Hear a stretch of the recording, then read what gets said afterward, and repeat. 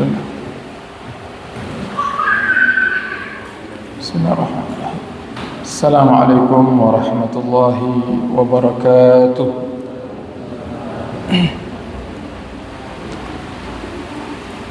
Alhamdulillah.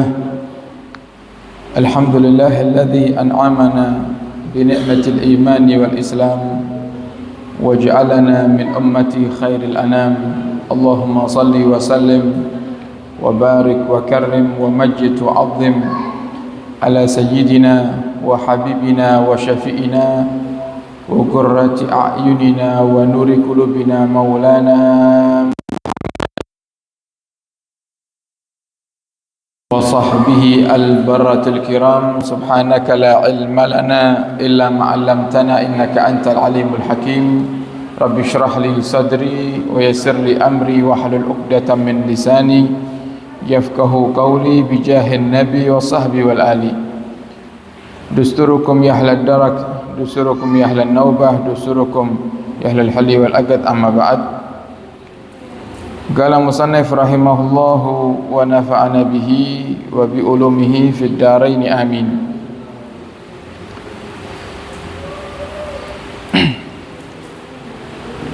Wa amma ulul uquli wal albab faqad alimu anna tafawutal mu'minina fil qurbi min Allahi ala hasabi tafawutihim fi mutaba'atir rasul, wa annahu kullama kanatil mutaba'atu akmala kana al qurbu min Allahi atamma wa kanatil ma'rifatu bihi ajalla.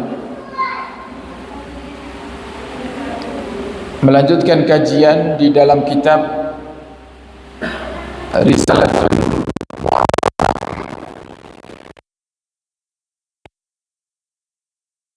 mengatakan wa ammal ulul uquli wal albab, sedangkan orang-orang yang berakal dan orang-orang yang cerdas, faqad alimu, sungguh mereka telah mengetahui dan menyadari bahwasannya orang-orang yang beriman itu antara yang satu dengan yang lain dibedakan di dalam hal kedekatan mereka dengan Allah Subhanahu wa taala. Dan seorang yang beriman dikatakan semakin dekat dengan Allah itu dapat dilihat dari hasabi tafawutihim fi mutaba'atir rasul, bagaimana mereka mengikuti Rasulullah sallallahu alaihi wasallam. Jadi semakin seorang itu mengikuti dan mengamalkan sunnah-sunnahnya Nabi, maka semakin dia dikatakan orang yang beriman. Wa annahu kullama kanatil mutaba'atu akmal, mengikuti Rasulullah maka semakin sempurna juga kedekatan mereka kepada Allah Subhanahu wa taala. Wa kanatil ma'rifatu bihi ajal, dan semakin mereka mengikuti Nabi, mengamalkan sunnah-sunnahnya Nabi, beradab dan berakhlak seperti halnya akhlaknya Nabi, maka semakin mereka kenal dengan Allah Subhanahu wa taala. Jadi yang dimaksud oleh Imam Haddad tang mriki Bapak Ibu, kadar keimanan seorang itu bisa dilihat bagaimana cara dia mengamalkan sunnahnya Nabi Muhammad, bagaimana dia menjaga daripada ajaran-ajaran Nabi kita Muhammad sallallahu alaihi wasallam. Yang ini sesuai dengan apa yang diperintahkan oleh Allah di dalam Al-Quran. Allah mengatakan, wahai Muhammad, katakan kepada mereka, umatmu, jika kalian mengaku cinta kepada Allah, fattabi'uni, maka ikuti aku, ikuti Nabi Muhammad. Tapi dia tidak mengikuti Nabi Muhammad, maka bohong. Karena tidak mungkin seorang hamba bisa mencintai Allah, bisa dekat kepada Allah tanpa melewati pintu Nabi kita Muhammad sallallahu alaihi wasallam. Sehingga dalam hal ini para hadirin, hendaknya di antara kaula panjenengan untuk tidak meremehkan sunnah, karena sunnah yang diajarkan oleh Nabi itu diantara tujuannya adalah untuk menambal ketidaksempurnaan ibadah-ibadah wajib kaula panjenengan. Oleh karenanya Nabi pernah mengatakan dalam hadisnya, yuhasabul abdu yaumal qiyamah, seorang hamba itu akan dihisap nanti di hari kiamat, dan yang pertama akan ditanya dan dihisap oleh Allah adalah perkara salat. Dan Allah akan katakan kepada malaikat, ketika Allah melihat salat fardunya ternyata tidak sempurna, Allah katakan kepada malaikat, coba lihat apakah hambaku ini yang salat fardunya tidak sempurna. Tidak sempurna di sini bukan berarti kok bolong-bolong atau mboten. Tidak sempurna itu maksudnya adalah salat fardunya 5 waktu dikerjakan tapi enggak khusyuk. Nah ini kan biasanya penyakit awake dhewe gitu, sulit khusyuk, susah khusyuk. Maka Allah katakan kepada malaikat, coba lihat hambaku yang sholatnya enggak sempurna karena enggak khusyuk ini, atau bacaan-bacaannya terlalu terburu-buru di saat membacanya, coba lihat apakah dia punya ibadah sunnah atau tidak, dia pernah menjalankan sholat sunnah atau tidak. Kalau ternyata ada, maka sholat fardu yang tadi tidak sempurna itu dapat disempurnakan dengan sholat-sholat sunnah. Sehingga sebab itu seorang hamba layak untuk masuk ke dalam surganya Allah Subhanahu wa ta'ala. Tapi yang menakutkan di saat ternyata dengan tidak sempurnanya ibadah wajib yang kita kerjakan, baik sholat, puasa, haji, zakat, kok ternyata maka ketidaksempurnaan di dalam ibadah yang wajib ini akan Allah Subhanahu wa ta'ala minta pertanggungjawabannya. Yang kemudian Allah mengatakan, kalau begitu bersihkan hambaku ini di neraka, kata Allah. Sesaat kemudian masukkan dia ke surga. Jadi dibersihkan dulu sebab ibadahnya enggak sempurna tadi dan tidak didukung dengan ibadah-ibadah yang sunnah, mau nggak mau dibersihkan dulu di neraka, baru kemudian dimasukkan ke dalam surga. Maka di antara tujuan mengikuti Nabi itu adalah agar kita bisa menyempurnakan setiap ibadah-ibadah wajib kita, terutama dalam urusan akhlak. Diceritakan dalam kitab ini, waqad qasada Abu Yazid Al-Bustami ila ziyarati rajulin yusafu bil wilayati. Pernah suatu kali Al-Imam Abu Yazid Al-Bustami itu mendengar ada orang yang soleh di salah satu daerah. Beliau mendengar warga itu bercerita ada orang soleh, wonten wali tinggal di desa tersebut. Imam Abu Yazid Al-Bustami punya kebiasaan baik, yaitu kalau dengar ada orang-orang soleh itu beliau ingin berkunjung kepada mereka. Dan ini termasuk yang diajarkan oleh Nabi Muhammad. Jadi silaturahim kepada orang-orang yang soleh niku para hadirin termasuk daripada sunnah yang diajarkan Nabi kita Muhammad sallallahu alaihi wasallam. Yang manfaatnya begitu banyak. Makanya man qad ra'ahum aw ra'a man ra'ahum. Beruntung orang yang melihat wajahnya orang-orang yang soleh, dan ikut beruntung pula orang yang melihat wajahnya orang yang melihat wajahnya orang soleh. Jadi semisal kalau Bapak Ibu berkunjung ke orang-orang yang soleh, kemudian panjenengan melihat wajahnya, panjenengan pulang ke rumah, itu keluarga di rumah, mereka yang tidak ikut bersilaturahim ke rumah orang yang soleh juga mendapatkan keuntungan, juga mendapatkan keberkahan dari orang yang soleh. Dari mana? Sebab keluarga di rumah melihat wajah kita yang telah melihat wajahnya orang soleh. Nah, ini nikmatnya kumpul sama orang soleh. Dan bahkan diceritakan orang-orang yang berkumpul dengan orang-orang yang baik itu, mereka beruntung bukan hanya di dunia tapi sampai nanti di akhirat. Sehingga diceritakan nanti di akhirat itu Allah, di antara yang Allah tanyakan kepada hamba ketika ada seorang, Allah akan katakan kepada malaikat coba tanyakan kepada hambaku ini, siapa tahu dia dulu pernah duduk di majelisnya orang soleh.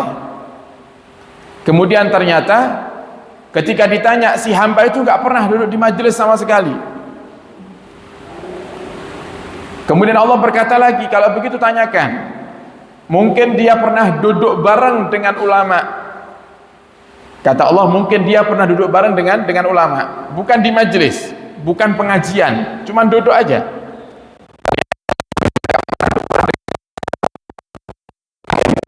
Tanyakan, mungkin dia pernah makan bareng dengan ulama. Kata hamba tersebut, gak pernah saya makan bareng dengan ulama. Terakhir Allah berkata, kalau begitu coba tanyakan, apakah dia cinta kepada ulama? Ternyata hamba itu gak cinta sama ulama, karena gak ada yang dikenal. Dan Allah tanya, apakah dia cinta kepada orang yang mencintai ulama? Baru hamba itu berkata, iya. Saya ya Allah punya teman, niku demen, remen, hobi hadir majelisnya ulama, hobi hadir majelisnya orang-orang soleh. Dia cinta kepada orang-orang soleh, dan saya cinta kepada teman saya ini. Kemudian kata Allah, kalau begitu masukkan dia ke surga, sebab dia cinta kepada orang yang cinta kepada orang soleh. Nah, niki para hadirin, Al-Imam Abu Yazid Al-Bustami itu kalau dengar ada orang soleh di suatu daerah, beliau langsung silaturahim ke sana. Satu kali beliau mendengar ada seorang yang dikatakan oleh warga, oh ini wali, ini wali.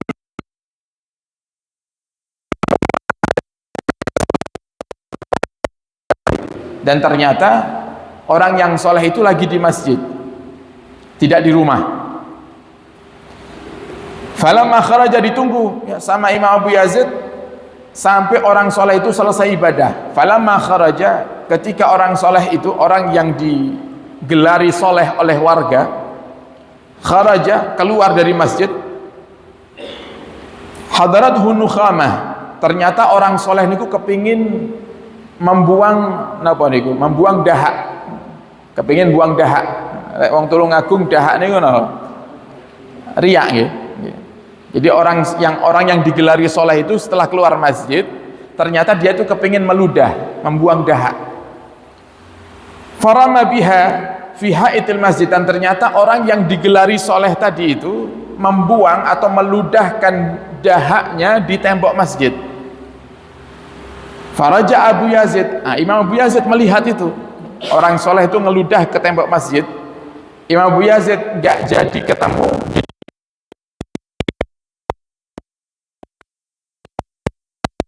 Ternyata yang mau disambung tali silaturahim keluar masjid malah ngeludahi tembok masjid. Imam Abu Yazid Al-Bustami gak jadi untuk berkunjung, gak jadi silaturahim. Walam yajtami' bihi, gak mau kumpul dengan orang yang tadi meludah, orang yang digelari soleh oleh warga tapi meludahi tembok masjid. Waqala, kemudian ditanya Imam Abu Yazid Al-Bustami itu, ya Imam, kamu kan datang ke desa ini mau berkunjung kepada beliaunya ini, saya lihat kamu sampai rela menunggu di masjid sampai beliau keluar. Begitu beliau keluar kok malah kamu pergi, kok enggak kamu temui, tidak kamu datangi. Kata Imam Abu Yazid Al-Bustami apa? Kaifa yu'minu ala asrarillah man lam yuhsinil muhafadhata ala adabi syariah. Bagaimana orang itu bisa beriman, dikatakan beriman terhadap rahasia-rahasianya Allah, sedangkan dia sendiri tidak bisa beradab dengan rumahnya Allah Subhanahu wa taala. Nah, sekarang gini, saya misalnya namu ke rumah jenengan, lagi tengah-tengah namu kok ternyata saya mau membuang dahak, saya mau meludah, saya meludah di tembok rumah jenengan. Kira-kira jenengan seneng nopo ada perasaan kecewa di hati? Nah, pasti kecewa. Mending kan saya berdahaknya, membuang ludahnya di tisu, kemudian saya buang di sampah, itu kan mending. Enggak, ini saya ngeludah di tembok rumah jenengan. Oh, jenengan kecewa itu.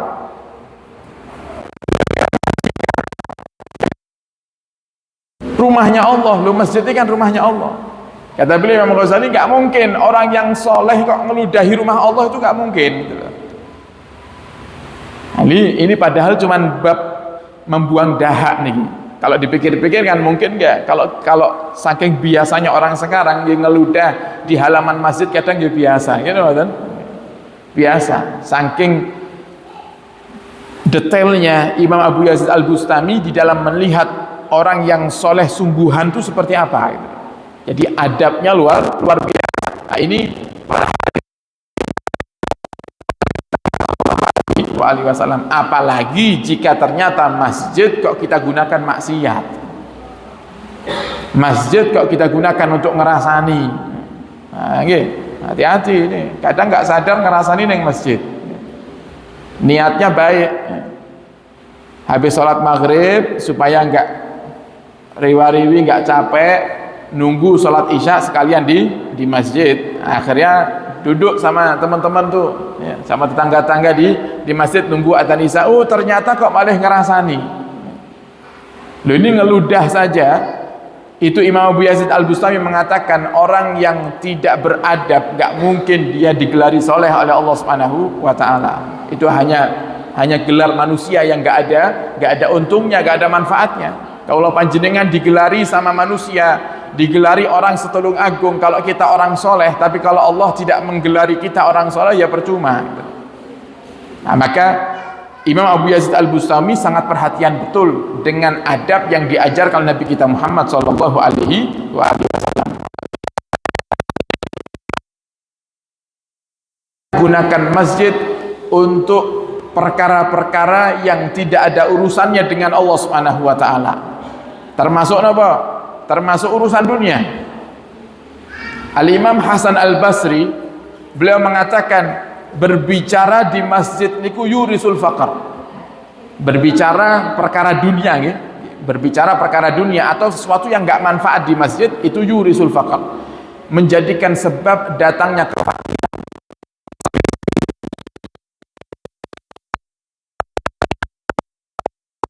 Di dalam masjid. Nah, masjid itu ini, masjid. Ini masjid. Serambi niku yang masuk masjid. Nah, yang enggak masuk masjid itu tempat parkir. Halaman ini buat masuk masjid. Yang masjid ini. Nah, berdagang di dalam ini para hadirin nggak boleh. Bahkan Nabi yang mengatakan, disebutkan oleh Imam Ghazali dalam kitabnya Bidayatul Hidayah, Nabi itu mengatakan bahwasannya siapa orang yang menjadikan masjid sebagai tempat untuk mengumumkan perkara dunia, maka Nabi katakan semoga Allah tidak permudah urusan dunianya. Sebagai contoh, kok di sekitar sini ada warga yang kehilangan motor misalnya. Nah, dia saking bingungnya karena hilangnya tengah malam dan dia tahu motornya hilang pun juga tengah malam, mau menghubungi Pak RT, RW sudah tidur semuanya. Nah, dia lari ke masjid. Dia pencet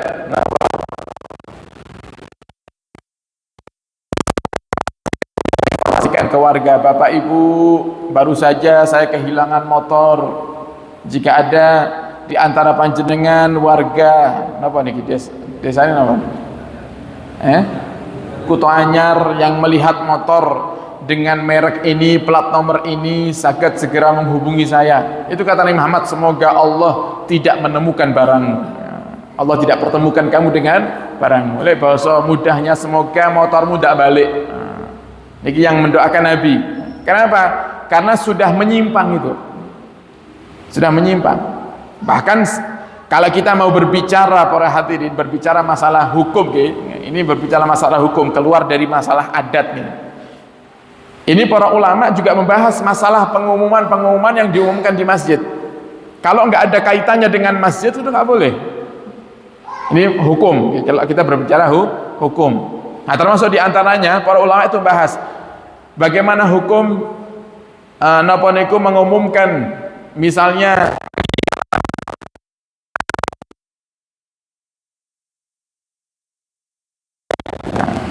biasanya kan ngoten ya, innalillahi wa inna ilaihi raji'un. Itu boleh jika ada hubungannya dengan masjid. Nah, gimana caranya supaya ada berhubungan dengan masjid? Dianjurkan sholat jenazah itu di masjid. Nah, ini kan biasanya kadang enek wong males, gitu kan? Ruwet, gawe jenazah ning masjid ruwet. disolatin ning omah lah. Mohon maaf, rumahnya nggak terlalu cukup untuk banyak orang. Akhirnya yang sholat cuma beberapa orang saja, ya secara hukum fikih gugur. Yang lain nggak sholat nggak masalah, yang penting ada yang nyolati. Tapi bagi si mayit, nangis itu mayitnya. Kenapa para hadirin? Karena orang yang menyolati itu kan mendoakan mayit. Tujuan daripada sholat jenazah itu supaya mayit itu mendapatkan ampunan dari Allah. Makanya dalam hukum fikih, orang yang syahid, orang yang mati syahid, syahid dunia wal akhirah, mati syahid dunia wal akhirah itu seperti mati di medan perang, seperti para sahabat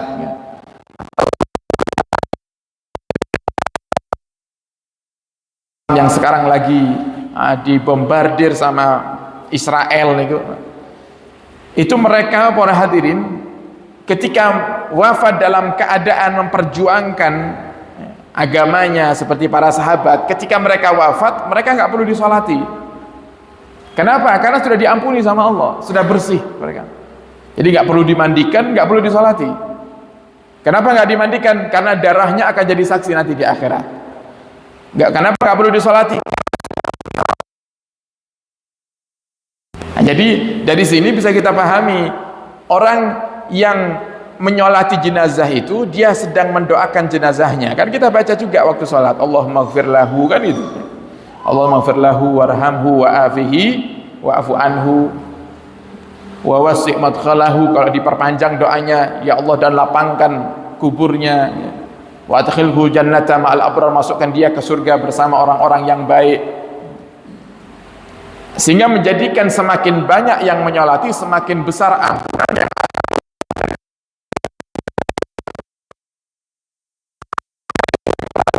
di Surabaya, di adat keluarga kami dan juga keluarga-keluarga orang-orang yang di sekitar Masjid Ampel itu, kalau ada yang meninggal disolatinya di Masjid Ampel. Kenapa? Satu softnya itu bisa 100 orang. Itu sholat asar aja kadang 3-4 soft. Berarti yang nyolati jenazah bisa 400, bisa 500 orang. Oh, itu mayat senang sekali. Apalagi kalau meninggalnya hari Jumat, dipaskan sholat jenazahnya setelah sholat Jumat, karena full Masjid Ampel dengan ribuan jamaah yang datang dari berbagai macam kota dengan niat ziarah karena bertepatan dengan sholat Jumat, yang mereka Jumatan di situ. Mereka pun ikut menyolati jenazah. Nah, ini adab yang benar seperti itu. Jadi semakin banyak yang nyolati, semakin senang itu mayitnya. Nah, sekarang gini aja, kita tanya ke diri kita masing-masing. Kira-kira kalau kita nanti mati, para hadirin, kalau kita wafat, kita lebih senang disolati 5-10 orang atau ratusan orang kira-kira? Lebih senang mana kira-kira? Apa cukup 5 aja, Bib?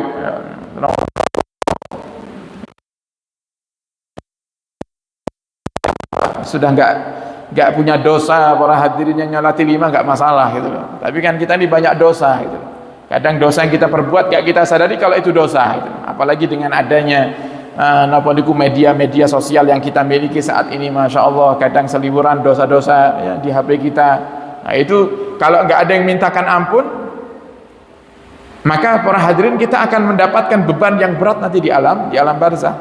Nah, makanya para hadirin, Al-Imam Hasan Al-Basri, ya, Al-Imam Hasan Al-Basri itu beliau menjelaskan betapa pentingnya orang itu beradab, sehingga sampai dia itu dikatakan orang yang dicintai oleh Allah, dicintai oleh Rasulullah Shallallahu Alaihi Wasallam. Sehingga para ulama mengatakan al-adab fauqal ilm. Adab itu nomor 1. Adab itu nomor 1. Makanya Allah lebih senang melihat orang yang dia nggak pintar, dia nggak seberapa ngerti ilmu agama tapi beradab, daripada orang yang abidin, alimin, orang yang ahli ibadah. Senang melihat orang yang beradab. Nah, kemudian para hadirin, diceritakan juga dalam kitab ini Al-Imam Junaid Al-Baghdadi, beliau mengatakan kullu turuq masdudah, semua jalan seorang hamba menuju kepada Allah itu buntu. Semua jalan untuk seorang hamba menuju kepada Allah buntu, masdudah, buntu, illa ala maniktafa athar Rasul Sallallahu alaihi wa alihi wasallam, kecuali orang yang mau mengikuti Nabi. kecuali orang yang mau ngikuti Nabi. Nah, bagaimana kita lihat Nabi Muhammad beradab kepada sama manusia? Gak ada caci maki, gak ada kebencian ditebar oleh Nabi Muhammad, gak ada Nabi nyuruh kita itu untuk benci kepada sama muslim, gak ada. Makanya sering kami sampaikan para hadirin, perbedaan yang terjadi di kalangan kaum muslimin jangan sampai menjadikan kita benci. Ada orang yang mungkin akidahnya berbeda dengan kita. Oh, panjenengan demen ziarah kubur, panjenengan kaulah panjenengan demen.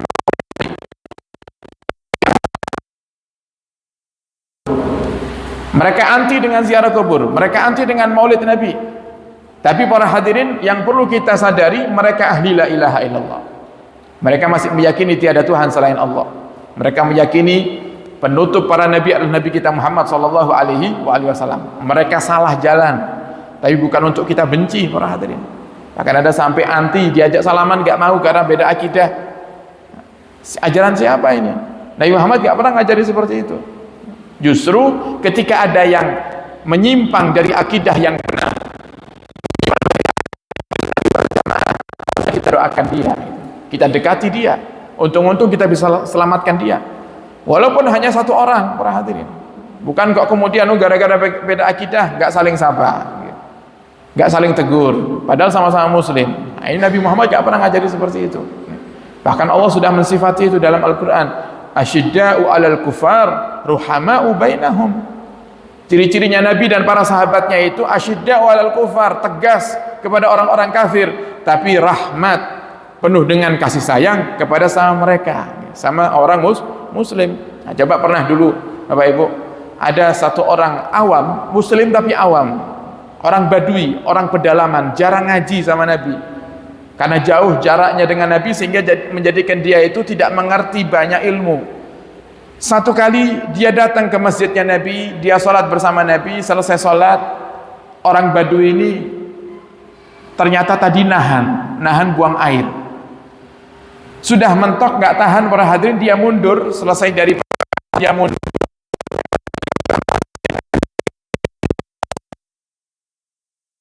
Nah, masjidnya Nabi itu kan buatan ke atas masjid kaulah panjenengan, damel karpet, sudah di keramik. Masjidnya Nabi zamannya Nabi lantainya ya masih tanah, masih padang pasir, pasir asli ya. Jadi sujud ya di atas pasir. Nah, mereka melihat orang badui itu kencing di masjid. Ada sahabat yang sudah mengeluarkan pedangnya karena dianggap ini menghina masjid, ini menghina masjid.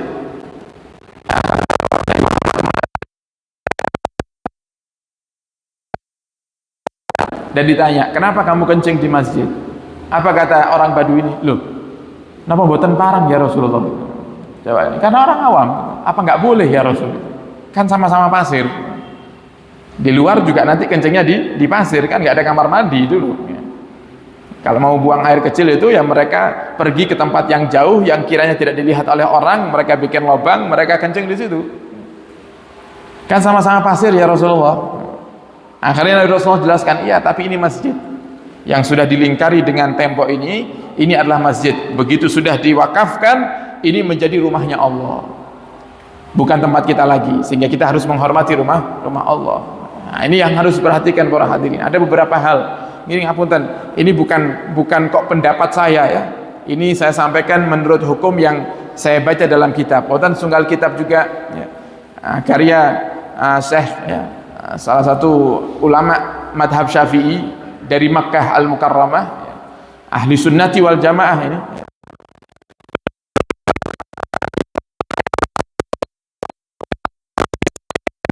Urusan dunia jual beli para hadirin ya. Kalau jenengan kok ada telepon urusan dagang, keluar dulu dari masjid. Jenengan keluar ke halaman, enggak masalah itu di halaman. Kalau ada acara biasanya kan banyak pedagang datang. Itu jualan di halaman ini masih nggak masalah, jualan di depan masjid nggak masalah. Yang nggak boleh jualan di dalam masjid. Nah, dia bawa dagangannya, kemudian dia jualan di dalam masjid itu nggak boleh. Atau mungkin ada bincang-bincang, bapak-bapak saling berbincang. Oh, sarung jenengan kok apik, jenengan tuh pasang budi. Oh ini barang dagangan saya ini. Nah, kalau jenengan mau nawari, kalau jenengan mau beli, jangan di sini, jangan di masjid. Jenengan ajak keluar dulu, ayo lek baca bahas sarung yuk, tengah halaman rian ya. Jangan di dalam. Kenapa Nabi mengatakan di dalam hadisnya, siapa orang yang berjual beli dalam masjid, maka la arbahallahu tijaratak, semoga Allah tidak memberikan untung daganganmu. Bukan Nabi itu mendoakan jelek, bukan.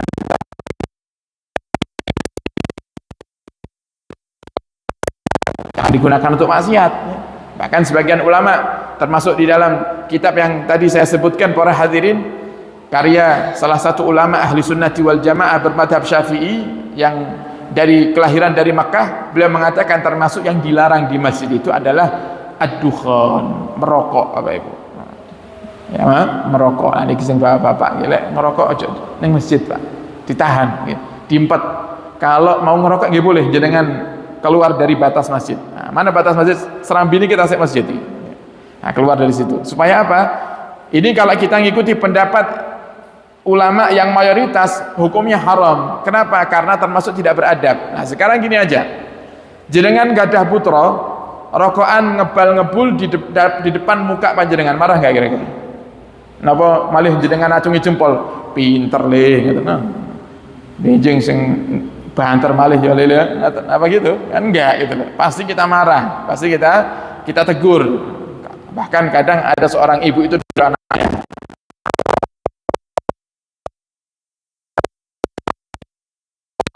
di depan guru nggak sopan, jangan di depan orang-orang sepuh nggak sopan. Loh, ini di depan Allah ini.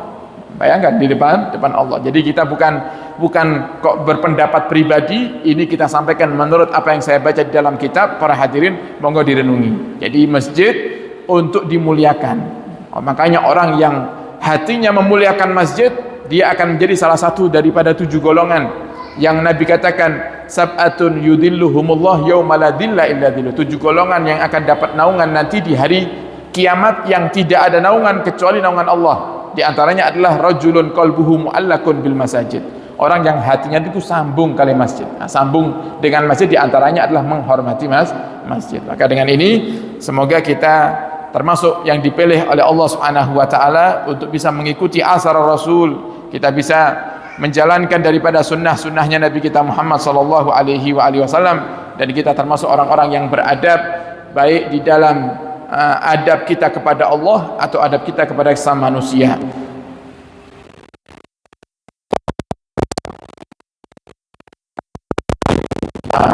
Umumkan ada kajian besok bersama kami, majelis baru yang baru beberapa bulan ini kami buka.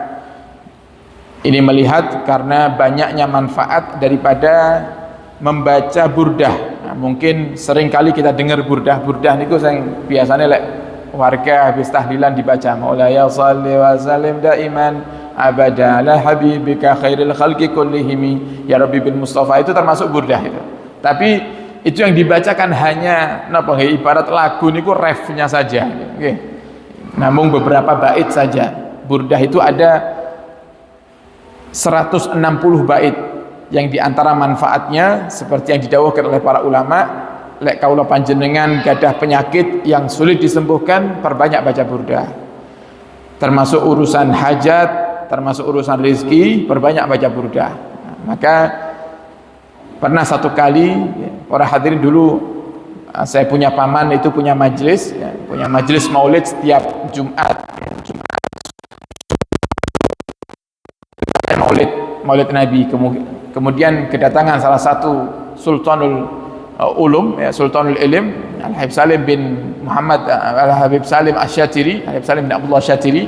Beliau ketika datang ke Indonesia itu beliau mengatakan, ganti, jangan baca maulid, baca burdah saja. Maulid sama burdah itu sama sebenarnya, sama-sama intinya di dalamnya adalah menceritakan Nabi Muhammad. Cuman burdah niku sudah jarang sekali yang mengamalkan para hadirin. Nah, sekarang kita lihat majelis burdah kan jarang. Nah, di Tulungagung ada majelis burdah itu di mana gitu? Saya pernah hadir itu di Kampung Dalam kalau nggak salah gitu. Di Kampung Dalam majelis burdah. Nah, selain itu biasanya kayak maulid tiba, maulid Barzanji, Simtud Durar, Diyaul Lami, Saraful Anam, dan banyak maulid yang dibaca. Tapi maulid yang burdah sering banyak orang yang meninggalkan, padahal manfaatnya luar biasa. Sehingga dari situ para hadirin kami punya niatan dari dulu untuk mengadakan majelis burda. Alhamdulillah kita adakan setiap bulan sementara 3 kali. Ini diantaranya adalah Rabu besok malam Kamis bertempat di markas Majelis Asyifa di Dusun Belimbing, Desa Jeli, Kecamatan Karangrejo. Kita mulai ba'dal isya awal, selesainya juga lebih awal. Biasanya selesai jam setengah 10 kurang atau jam setengah 10 sudah selesai. Jadi nggak sampai malam. Kita baca burda, kemudian kita tutup dengan kita baca Hizbun Nasr lil Imam Abi Hasan Asyadili, dan kita baca Du'aul Faqah. Du'aul Faqah niki sebenarnya sakit jenengan amalkan kapan saja. Ini doanya Imam Ahmad Ar-Rifai, Bapak Ibu. Doa Imam Ahmad Ar-Rifai. Nek jenengan rutin baca, insyaallah urusan rezeki pasti mudah. Namanya aja sudah jelas, Du'aul Faqah, doa penangkal kefakiran. Doa penangkal kefakiran. Di antara yang diajarkan oleh beliau untuk kita minta kepada Allah, ya Allah, wa'simni minat ta'abi wal hirsi fi talabih. Ya Rabb, jagalah kami daripada rasa capek dan rasa rakus di dalam mencari rezeki. Jadi Allah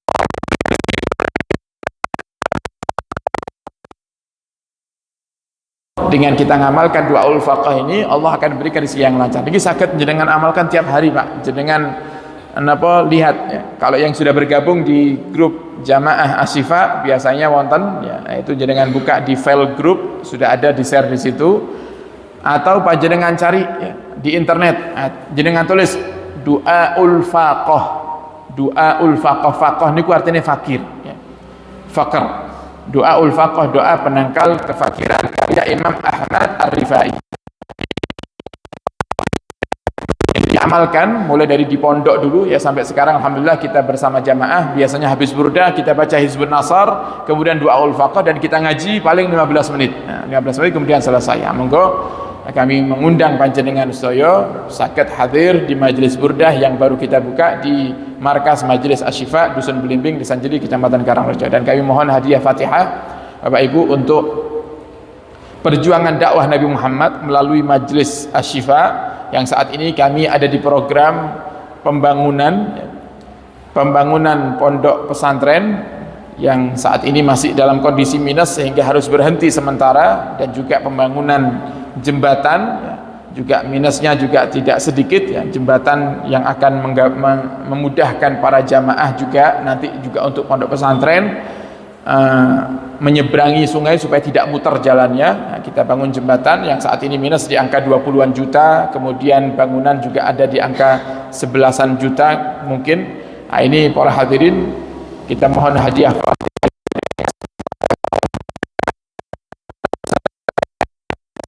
segera dibuka pondok pesantren, dan Allah kirimkan pejuang-pejuang ikhlas ahli surga untuk mencukupinya. Ala hadhihi niyah wa ala kulli niyatin salihah bi jahin nabi wa nabi la hadratin nabi sallallahu alaihi wasallam bi sirril Fatihah.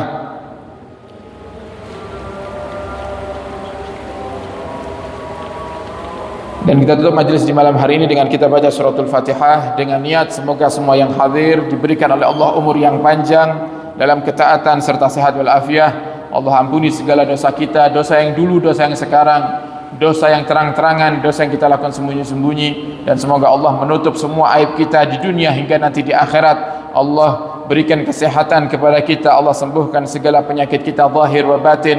Allah berikan kepada kita rezeki yang halal, banyak barakah. Allah cukupkan kita dengan yang halal, Allah jauhkan kita dari yang haram, dan semoga Allah lunasi semua hutang-hutang kita. Allah Subhanahu wa taala permudah segala urusan kita, Allah bahagiakan kita dunia dan akhirat, dan Allah wafatkan kita setelah panjang umur dalam keadaan husnul khatimah. Ala hadhihi niyah wa ala kulli niyatin salihah.